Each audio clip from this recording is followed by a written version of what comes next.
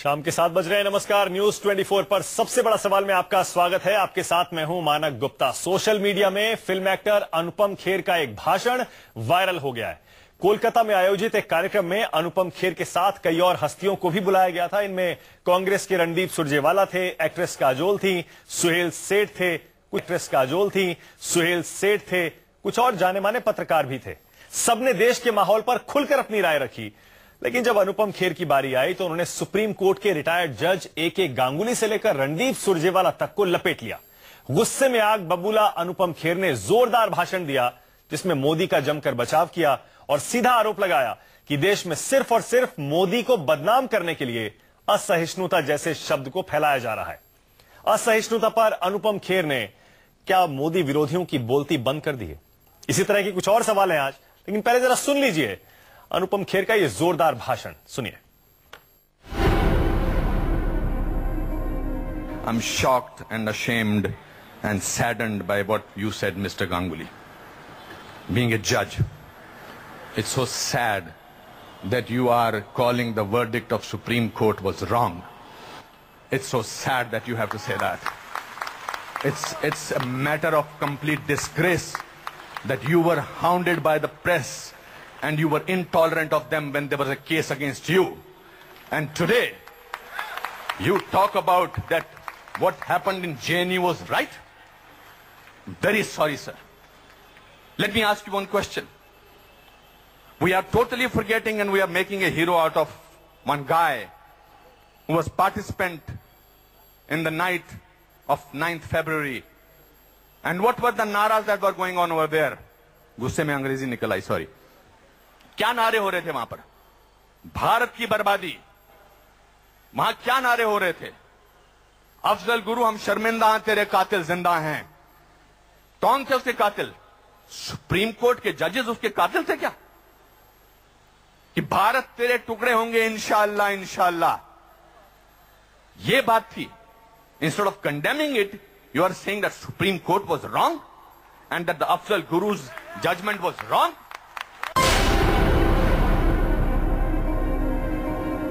You are talking about, Surjewala ji, you talked about full list of, you have prepared a list of what BJP spoke about. You forgot that 84 emergency was declared by Indira Gandhi, your leader, sir. That was the biggest intolerance in the country ever. All those people were jailed who spoke about against the people who were innocent, people who were journalists, people who were talking about anything. There were whisper campaigns. They were all put behind bars, including my grandfather. You are talking about one by one. You totally forgot. Unfortunately, you know what I think, who is the most tolerant people in this country is Congress. They're tolerating a person who they want to project as a prime minister of this country, and can't even say to each other that we are wrong. We are so sorry. This is our prime ministerial candidate. Means they must be talking to each other. क्या करें? फंस गए, कहाँ फंस गए हम लोग भाई? That is the tolerance that you have shown. But show that tolerance once in parliament and let the parliament function, sir. If you can tolerate that person, then you can tolerate anything in the world.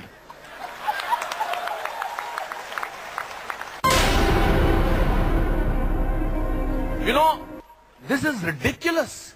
We have, when I was, आप में से किसी ने भी tolerance word को पिछले 8 महीनों से पहले सुना था या intolerance को? नहीं सुना था। ये मार्केट किया गया है, क्योंकि ये हार जो शिकस्त हुई है इतनी बुरी तरह से ऑपोजिशन वालों की, उस शिकस्त का बदला लिया जा रहा है। कैसे ने बदला? प्राइम मिनिस्टर पूरी मेजॉरिटी से जीता है, 282 सीटें आई हैं। एक चाय वाला प्राइम मिनिस्टर बन गया। कैसे बन गया? हम तो गुलाम हैं, हम तो गुलामी की आदत है, हमें अंग्रेजों से, मुगलों से और अब बाहर के कुछ लोगों से हमें गुलामी की आदत है। ये कैसे बन गया प्राइम मिनिस्टर भाई? प्राइम मिनिस्टर ने पिछले 2 साल से या पौने 2 से आज तक छुट्टी नहीं ली है। I'm not advocating him. I'm just speaking on behalf of as a citizen of this country. People say that you are talking about Mr. Pramodi because your wife is a BJP. I'm married to Kiran for the last 30 years.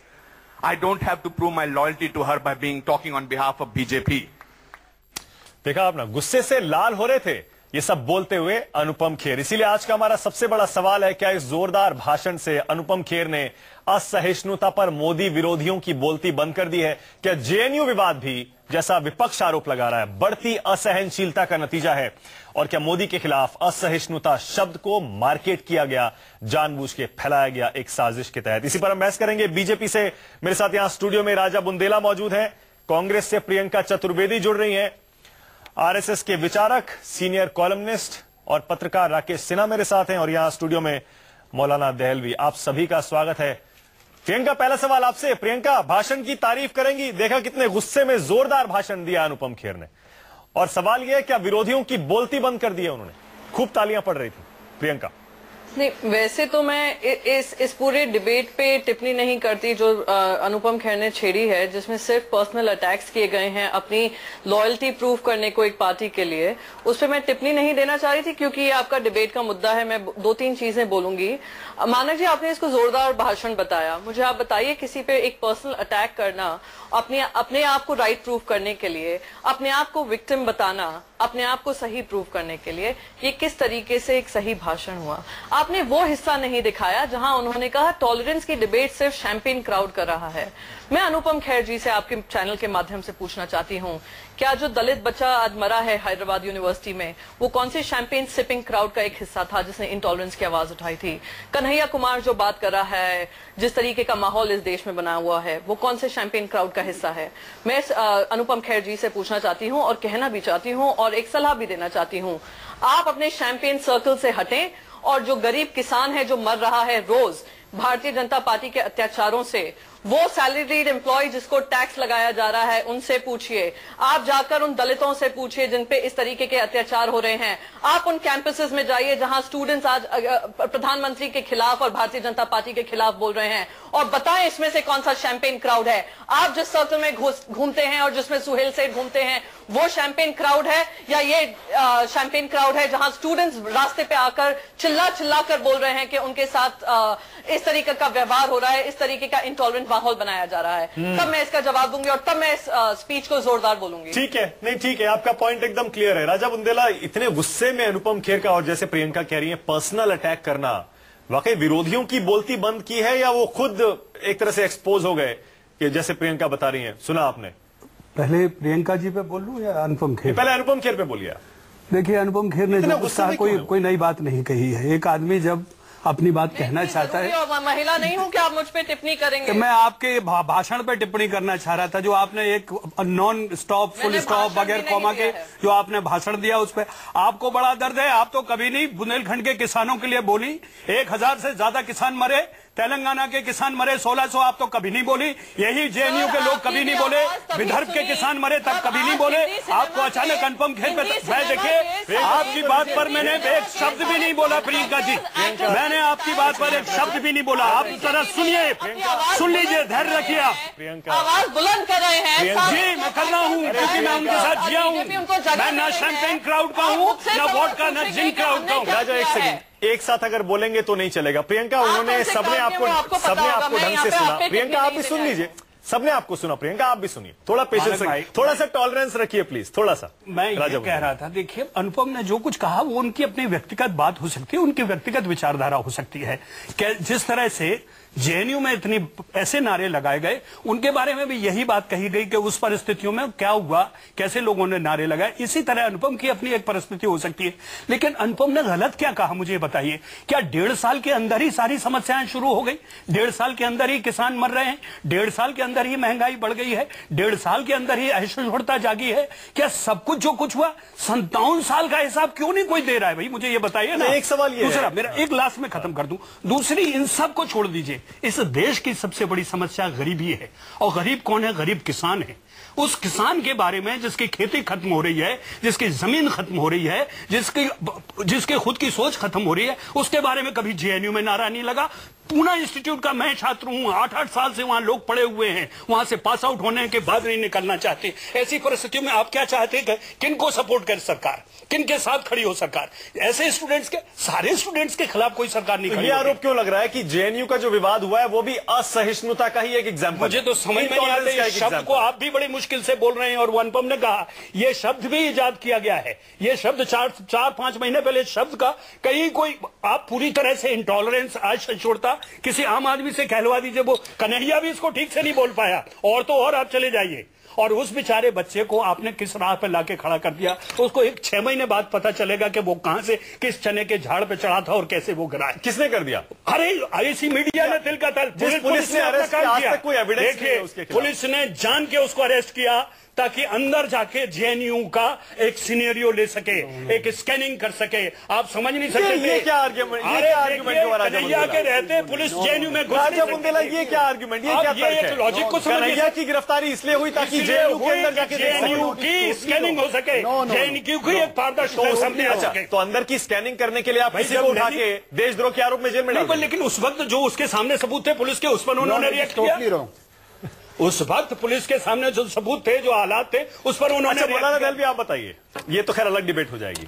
Anupam Kher क्या जैसा कह रहे थे और प्रियंका को उस पर सख्त आपत्ति है कि ये इंटॉलरेंस शब्द वही लोग बोल रहे हैं, वही उसका प्रोपेगेंडा कर रहे हैं जो शैंपेन पीते हैं, 5 स्टार होटलों में रहते हैं, बड़ी बड़ी गाड़ियों में घूमते हैं। आम सड़क पे जो चलने वाला आदमी है उसे पता भी नहीं है इंटॉलरेंस क्या होता है। क्या ये सही बात है? देखिए, एक चीज को मेरे बड़े अच्छे मित्र और अपना बड़ा भाई मान राकेश जी यहाँ मौजूद हैं। राकेश जी ने पिछले दिनों दिल्ली में एक सेमिनार करा जिसपे मैं गया, मुझे अच्छे लगा कि कम से कम एक संवाद के जरिए विवाद को उन्होंने समाप्ति के लिए एक सेमिनार की, इसमें मैं भी गया और मैंने जो बात वही कही थी वो बात आज यहां भी दोहरा रहा हूं। अनुपम खेर को मैंने सानश में देखा था, लेकिन आप बुरा मत मानिए, व्यक्तिगत टिप्पणी नहीं कर रहा, अच्छे कलाकार, एक कलाकार कहते थे, बहुत अच्छा भाषण दिया। लेकिन अनुपम खेर साहब को मैं बताना चाहता हूं कि इस देश के अंदर जो मैंने सिन्हा साहब के सेमिनार में कहा था, मानक पूरी जिम्मेदारी से मैं कह रहा हूं, अफजल गुरु के ऊपर पूरी चर्चा हो रही है और अफजल गुरु को लेकर जेएनयू को कहां से कहां तक हमने चर्चा की। मैं यहां राजा बुंदेला साहब मौजूद है और अफजल और खुद अनुपम खेर अगर कोई देख रहा हूं उनसे पूछना चाहता हूं, इस देश में आप जस्टिस गांगुली को जिस तरीके से आपने बेइज्जत किया, मगर इसी देश में वो लोग भी थे जिन्होंने रजवाना को फांसी दिए हुए जजों को पूरी जिम्मेदारी के साथ, बल्कि आंख में आंख डाल के जिन्होंने उनको धमकियां दी थी, इस देश में वो लोग भी। तो राजा बुंदेला साहब, अदब से 3 चीजों का मैं आपसे जवाब चाहूंगा। अगर ये भाषण इसी शैली के अंदर सिन्हा साहब देते तो मैं उनसे साथ इस बात के अंदर विवाद नहीं बल्कि संवाद करता। मैं आपसे पूछना चाहता हूं, अनुपम खेर मुझको ये बताएं कि खालिस पाकिस्तान की मदद से खालिस्तान बनाने वाला की कोशिश करने वाला भिंडरा वाले को जो है एसीजेपीजी जो है वहां पे संत घोषित कर देती है, बीजेपी उसके साथ सरकार बना लेती है। अफजल गुरु के साथ जो शहीद मानते हैं उनके साथ जो है राम माधव जाके चर्चा करते हैं। आप मुझको ये बताइए, जो जयललिता एलटीटी के साथ संवेदना रखती है उनके साथ आप राम माधव जाके बातचीत कर रहे हैं। इसलिए दोहरी मत कीजिए। अगर अफजल है तो आपको साथ साथ इन सबको, इन तमाम लोगों को कहना पड़ेगा। इसलिए उस भाषण को एक नाटकीय कह सकते हैं, लेकिन मैं उसको भाषण नहीं मानता। अपनी वफादारी जिताने के लिए सबको उन्होंने सम्मिलित किया है। अच्छा, राकेश जी से कमेंट ले ले, राजा बुंदेला बाद में जवाब दे दीजिएगा। राकेश जी, आप जवाब दे दीजिए इस पर। और यह भी कि उल्टा आरोप लग रहा है कि असहिष्णुता का शब्द क्रिएट नहीं किया गया है, बल्कि ये नेशनलिज्म की डिबेट जबरदस्ती क्रिएट की गई।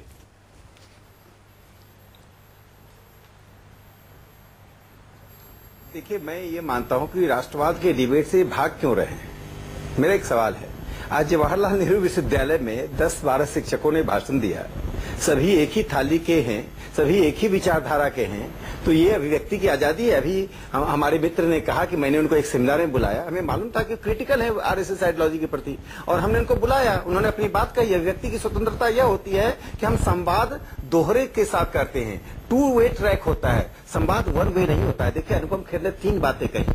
अनुपम खेर की व्यक्ति क्या है वो इंपॉर्टेंट नहीं है, अब 3 बातें कही, सुन लीजिए। इस देश में आपातकाल लगा जब 50,000 लोग जेल में थे। जयप्रकाश नारायण जैसा वृद्ध व्यक्ति, 72 साल का व्यक्ति जेल के अंदर सेक्शों में बंद था। आपको मालूम है जॉर्ज फर्नांडिस को पकड़ने के लिए उसकी मां के साथ क्या व्यवहार किया गया, उनके भाई को क्या धमकी दी गई। यदि जॉर्ज फर्नांडिस का तुम वेयर अबाउट नहीं बताओगे, तुम्हारी मां के साथ क्या व्यवहार किया जाएगा, ये मैं अभी शब्दों में नहीं बोल सकता हूं। यह थी इमरजेंसी की कहानी जो आज तक टेक्स्ट बुक में नहीं आ पाई है। दूसरी घटना उन्होंने बताई कि जब नरेंद्र मोदी प्रधानमंत्री के उम्मीदवार थे तो न्यूयॉर्क टाइम्स में कि 19 सदस्यीय एडिटोरियल के साथ भारत के बुद्धिजीवी अपील कर रहे हैं कि जीनोसाइड, गुजरात के 2002 के दंगे को जीनोसाइड करने वाले लोग, पहले बताएं कि 84 का दंगा क्या कोई स्वागत समारोह था? इस देश में यदि दूसरा सबसे बड़ा कत्लेआम हुआ है जो राज्य के द्वारा प्रसिद्ध कत्लेआम था तो 84 का दंगा था। तीसरी बात मैं कहना चाहता हूं, जो अनुपम खेर ने कहा कि यह जो प्रायोजित था, जब एक व्यक्ति मरता है तो ये ठीक, मैं सहमत हूं कि एक आतंकवादी या दूसरे आतंकवादी के बीच विभेद नहीं करना चाहिए, लेकिन एक व्यक्ति जब केरल में 27 साल के बच्चे को 6 सीपीएम के गुंडे जाकर मारते हैं मां पिता के सामने, मरने के बाद भी उसके टुकड़े करते हैं दिन दहाड़े, उस पर कोई मीडिया बहस नहीं करती है, उस पर इंटॉलरेंस नहीं होता है, चूंकि वो आरएसएस का है। यदि इस देश में ऐसे बुद्धिमान लोग करेंगे, राजनीतिक पार्टियां करती है, मुझे कोई आपत्ति नहीं है, लेकिन जो बुद्धिजीवी कहलाते हैं, जो जवाहरलाल नेहरू विश्वविद्यालय के प्रोफेसर कहे जाते हैं, यदि वे ऐसा करते हैं। अच्छा राकेश जी एक छोटा सा कमेंट और चाहता हूं। राकेश जी छोटा सा कमेंट, इस बौद्धिक फांसीवाद को तोड़ने के लिए राकेश जी छोटा सा कमेंट कम शब्दों में चाहूंगा, उसके बाद प्रियंका आ रहा हूं आपके पास। क्या ये जेएनयू विवाद को भी असहिष्णुता का एक नतीजा जो कहा जा रहा है, इस पर आप क्या कहेंगे? ये भी एक इंटॉलरेंसी है जेएनयू विवाद पूरा। देखिए जेएनयू का विवाद तो असहिष्णुता ही नहीं, जेएनयू का विवाद तो भारत के राष्ट्रवाद पर आजादी के बाद सबसे बड़ा हमला था। जिन्हें बच्चे का, जब वो नारे लगा रहे तो बच्चे हैं, जब कन्हैया भाषण दे रहा तो बहुत बड़ा राष्ट्र नेता बन गया, सारे चैनल उसका भाषण प्रसारित कर रहे हैं। और ठीक है, प्रियंका झूठ बोलता है। प्रियंका एक बात, अंतिम बात सुन लीजिए, जेएनयू पे कहां फिट होता है? चैनल के माध्यम से एक बात सुन लीजिए, एक पंक्ति सुन लीजिए। आप ही के चैनल के माध्यम से डॉक्टर सिन्हा को बता दूं, जो शायद वो उनको ये स्पष्ट नहीं है, जो 8 लोग अभी भी पकड़े नहीं गए हैं, जो एंटी इंडिया स्लोगन्स लगा रहे थे, वो अब तक पकड़े नहीं गए हैं। और जो एंटी इंडिया स्लोगन नहीं लगा रहा था, जो हाईकोर्ट का ऑर्डर बताता है, कोई एविडेंस नहीं है, कोई डॉक्टर वीडियो के जरिए उस पर सेडिशन चार्जेस लगे हैं, वो उसको बेल मिली है, उस पर सेडिशन लगे हैं। आप 8 लोगों को इसलिए नहीं पकड़ पा रहे हैं क्योंकि आपको जम्मू और कश्मीर में आपको पीडीपी सरकार से बड़ा प्रेम है, और आपको नहीं, मैं कह रहा हूं ये इंटॉलरेंस, जेएनयू विवाद इंटॉलरेंस से कैसे जुड़ता है? आप 1984 बोलते हैं, 1984 आप बार बार याद दिलाते हैं, मैं भी आपको याद दिला दूं, 1984 पे कांग्रेस ने कहा है और हमारे प्राइम मिनिस्टर ने कहा था कि हमारा सर शर्म से झुकता है। कितने सालों बाद कहा था? मुल्क में हुआ था, हमने अपॉलॉजी की है। कश्मीरी पंडितों के लिए कुछ कहा? 2016 में आ जाते हैं, चलिए मैं आपको इमरजेंसी 16 में आ जाते हैं, बात कर रहे हैं, इमरजेंसी की बात इंदिरा गांधी जी ने खुद ने पार्लियामेंट के अंदर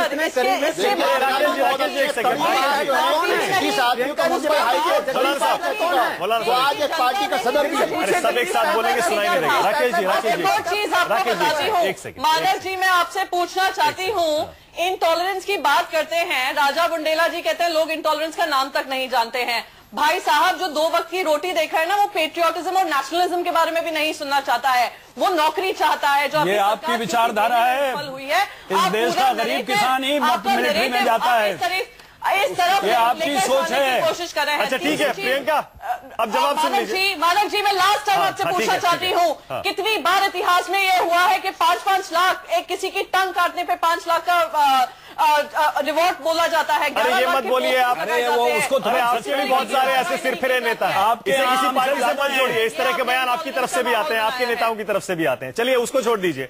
लेकिन राजा बुंदेला नहीं आ रही हो, पोस्टरबाजी हो रही है, किस पे एक्शन लिया? योगी आदित्यनाथ पे लिया, जनरल वीके सिंह पे लिया, सुषमा स्वराज जी पे लिया, जिन्होंने उनके दलित होने पे भी सवाल उठाए। अच्छा ठीक है, ठीक है प्रियंका, वापस मुद्दे पर लौट रहा हूं मैं, हम बीच बीच में हम भटक जाते हैं। राजा बुंदेला जरा ये तो बताइए, क्या आपको भी लगता है कि, और आप ये किस आधार पे कहते हैं कि ये इनटॉलरेंस का शब्द क्रिएट करके मार्केट किया जा रहा है?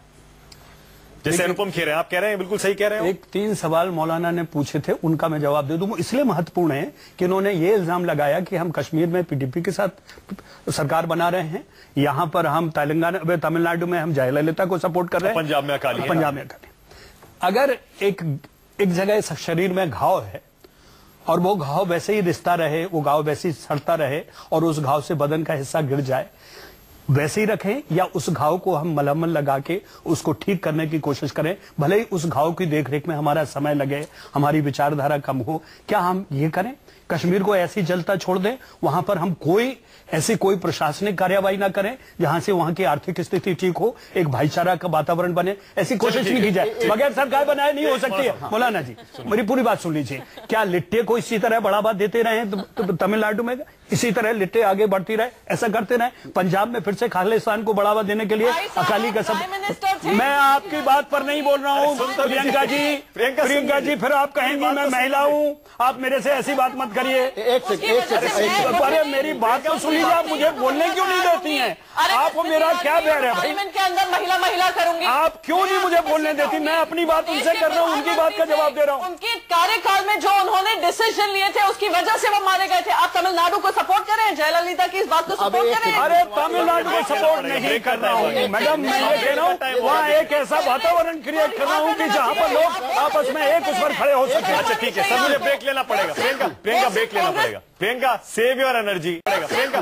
ब्रेक लेना पड़ेगा। प्रियंका सेव योर एनर्जी, अपनी ऊर्जा बचाइए थोड़ी। ब्रेक के बाद फिर से आऊंगा आपके पास। मौलाना दहलवी, जाते जाते जरा कम शब्दों में अगर आप बता पाए, क्या वाकई नहीं मैं कुछ पूछ रहा हूं आपसे, क्या वाकई ये जेएनयू विवाद भी ये दिखाता है कि इंटॉलरेंस बढ़ रहा है? ये भी इंटॉलरेंस है क्या एक तरह का? देखिए, आप इस वक्त असल लड़ाई के देश प्रेम और सत्ता प्रेम दोनों खुल के सामने आ रहा है। इंटॉलरेंस बताइए। मैं इंटॉलरेंस बता रहा हूं। इंटॉलरेंस का इस्तेमाल जब सत्ता प्रेम के लिए हो रहा है, अगर अफजल गुरु के जो नारे लगे भी नहीं, जो सोकाल कुछ चैनल पे दिखाए थे, उसकी वजह से सुन लीजिए, उसकी वजह से पूरे जेएनयू और पूरे छात्र समाज ये आप कैसे कह सकते हैं कि नारे नहीं लगे? ये आप कैसे कह सकते हैं नारे नहीं लगे? अरे भाई, ये सुप्रीम कोर्ट ने, ये तो हाई कोर्ट ने कहा ना पुलिस से। नहीं, ये नहीं कहा। नारे लगे, अगर नारे लगे, अगर नारे लगे आपत्तिजनक तो उनको सजा मिलनी चाहिए। लेकिन आपका जो ये तर्क है कि जो लोग भिंडा वाले को संत मानते हो, ठीक है, चलिए ब्रेक ले रहा हूँ, इसी नोट पे एक ब्रेक ले रहा हूँ। ब्रेक के बाद भी सवाल हम यही पूछेंगे। ब्रेक के बाद भी सवाल यही पूछेंगे, क्या टॉलरेंस का मतलब यह है देशद्रोही नारे जो जेएनयू में लगे, क्या उन्हें टॉलरेट किया जाना चाहिए? और भी बहुत कुछ है। छोटे से ब्रेक के बाद देखते रहिए सबसे बड़ा सवाल।